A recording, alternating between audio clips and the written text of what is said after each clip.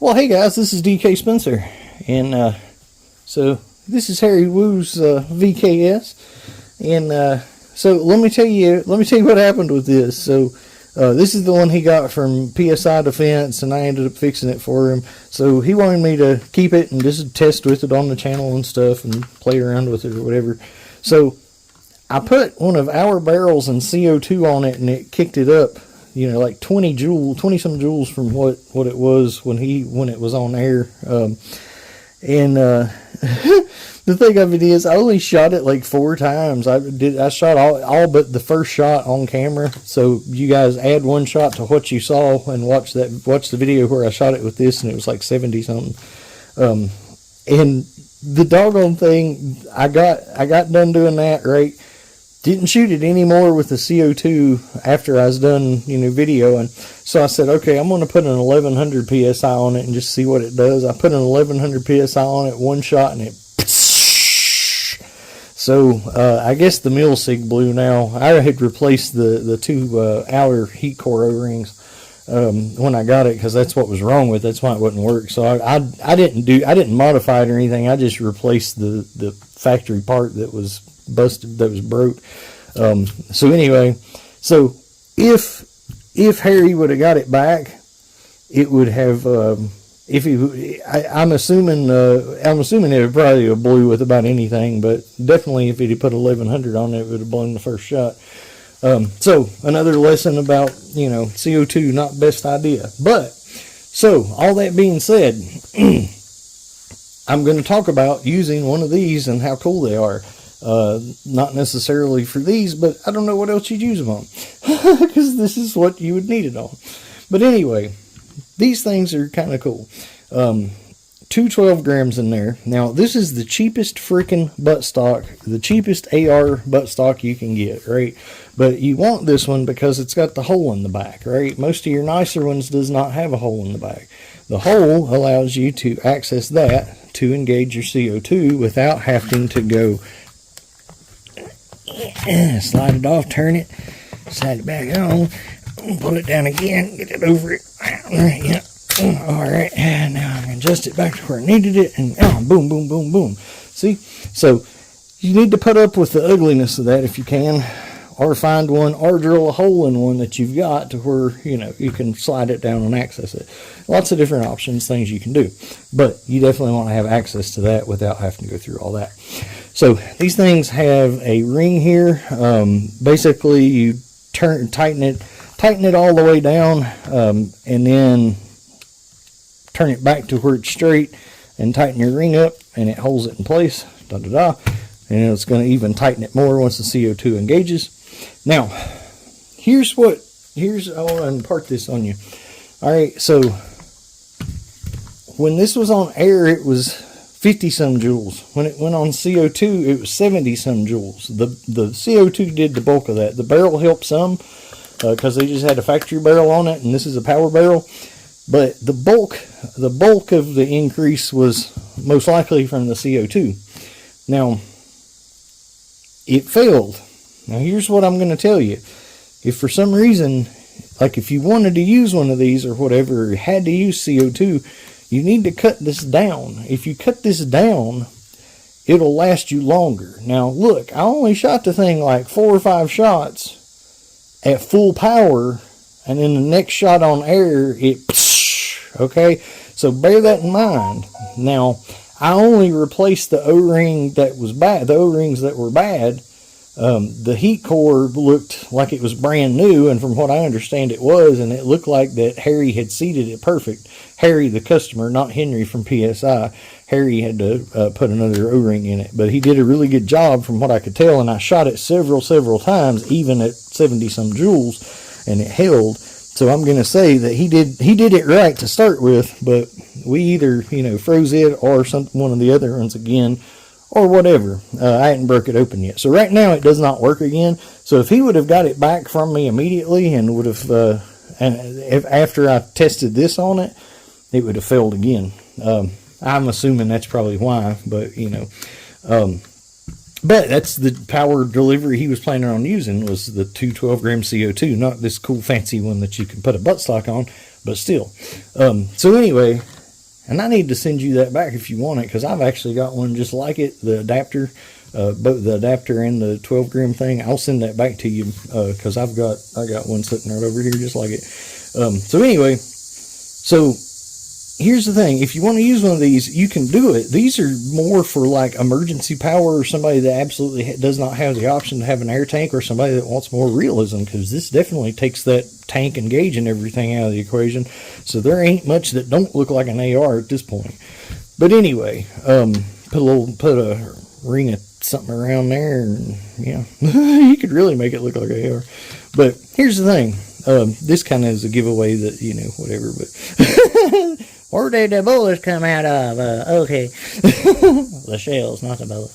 But anyway, so you cut it down, because leaving it the same and just putting the barrel on it and the CO2 jumped up 20 joules. So you've got room to cut it down, is what I'm trying to get at with all this. You got room to cut it down. So cut the doggone thing way, way, way down if you're going to use the CO2, because you can cut it a heck of a long way down and still be at the same power you would have been at on air, and you're going to get more use out of it. You're still not going to get very much. It's still going to fail on you. Like, you know, I mean, well, like you say, I mean, like you see, it's pretty doggone quick. They fail if you play with CO2. But again, we were doing it full freaking power. So this might turn into Project CO2. That might be what we do with this, is just actually just play with this one with CO2 and see, you know, what we can do. Right now, again, it don't work. I've got to break it open and fix it again.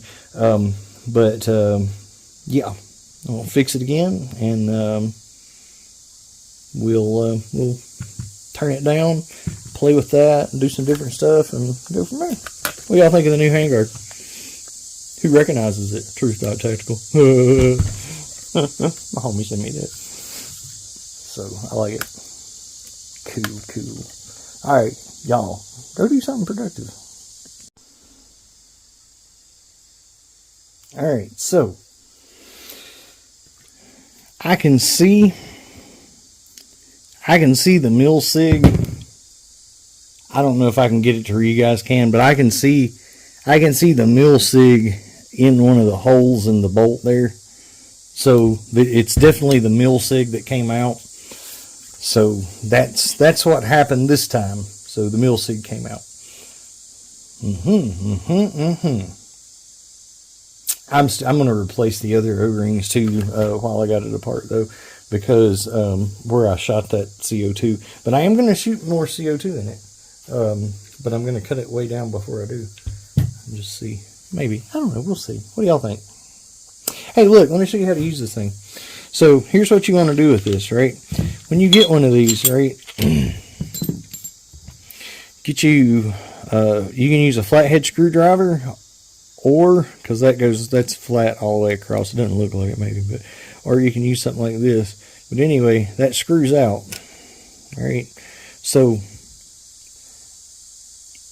you want to unscrew that until it gets back there a little bit, get you a little room, right?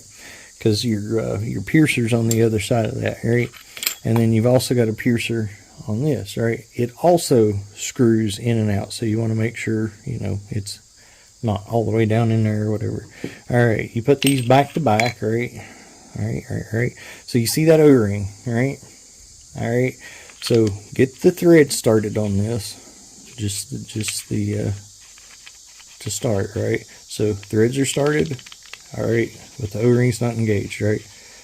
Turn it gently till you feel the O-ring start to engage, and just turn it just enough to where it's on the O-ring where it's not going to unscrew.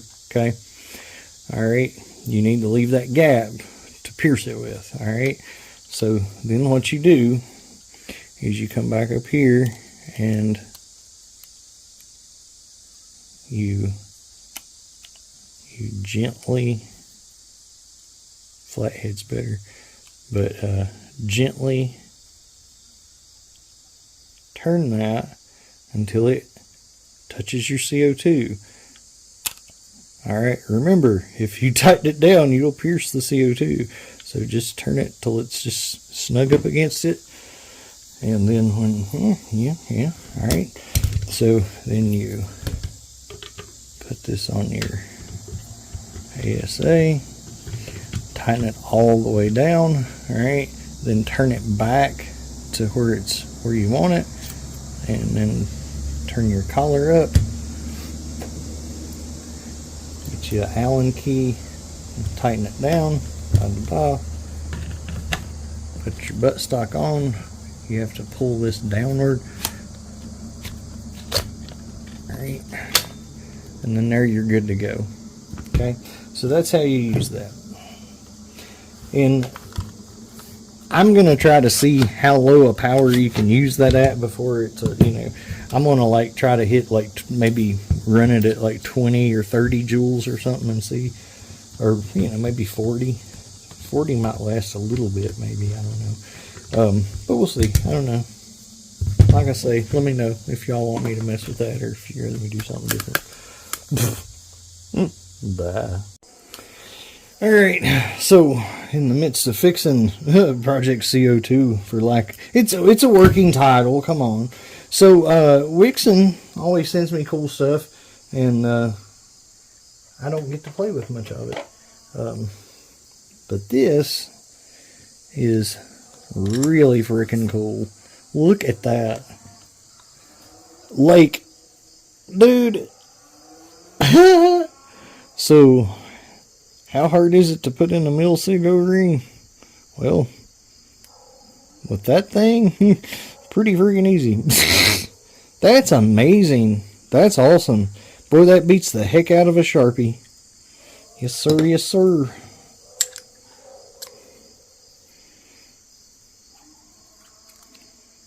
Boy, that's a looking hot. Alright, so go to Wixon shop and get some cool stuff. So this is the thing, this you use to put down in your bolt to center your pin when you're Loctiting your pin. This thing is just genius. I mean, this is so much better. You got to hold a Sharpie in the right place. This you don't. It just holds it right there. Plus, it's flat. It's flat instead of rounded. So no guesswork. I mean, it's just right there. That's slick, man. Look, watch. Woo! We're done with that. All right. So, yeah, that's all I'm going to do. I'm not going to mess with this right now or whatever. I just wanted to, do that stuff. So. Oh, you know, I couldn't leave it like that. I didn't want anybody to think I was having to try to figure it out. That's BK Kinetics. That's just a standard output air. Yeah, good times. Good times, bad focus. Ha ha ha.